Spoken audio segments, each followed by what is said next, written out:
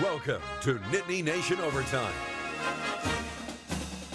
And welcome into Nittany Nation Overtime, Week 3 edition. I'm Jack Washer. We are back. Let's meet our esteemed panel from left to right on your TV screen. Mark Brennan from Fight On State, back after his 1 week hiatus. Neil Rudell from the Altoona Mirror, and former Penn State All-American defensive tackle and Grey Cup champion, Steve Smear. Steve, welcome. Thank you.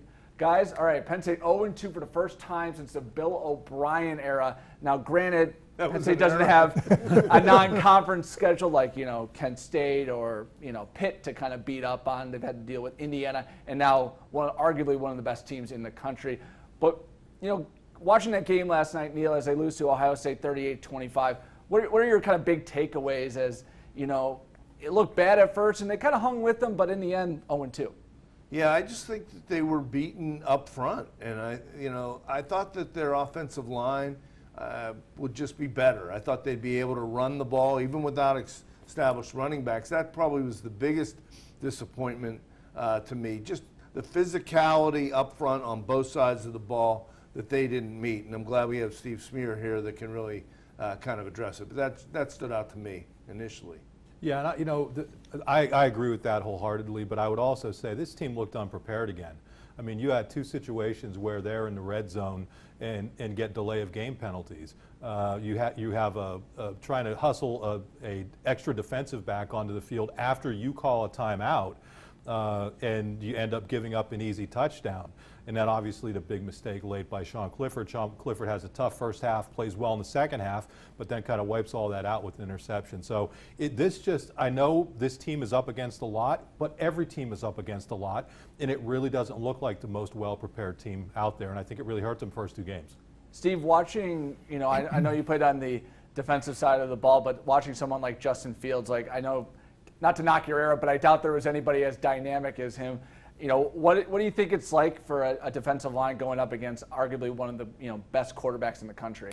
Well, it's a tough situation because with Ohio State they have a great running, they have great runners and they have a good quarterback, and so consequently, you're in between. You don't know whether they're going to run against you, they're going to pass against you, so you have to be ready for both of those aspects. The thing that intrigued me is the first play. I was discussing this with Neil. On the first play of the game, it looked like we were in a slant away from to where the two tight ends were placed. And so we went away from the play. Normally, you would slant towards that situation. And so we had like 4 or 5 guys, 6 guys moving to the left, and consequently they run the play back with a reverse. And 62 yards later, I mean, that was a big play. Yeah. And I think it shook you. That kind of a thing will shake you up. It really will. It gets your confidence a little bit frazzled. And I just question what happened there. Whether that was planned, whether they could have made a change and gone back to the side where the two tight ends were. Yeah, curious of their defensive leadership there. You have inexperienced linebackers in terms of maybe leading and making calls, particularly early in the game against a big-time opponent.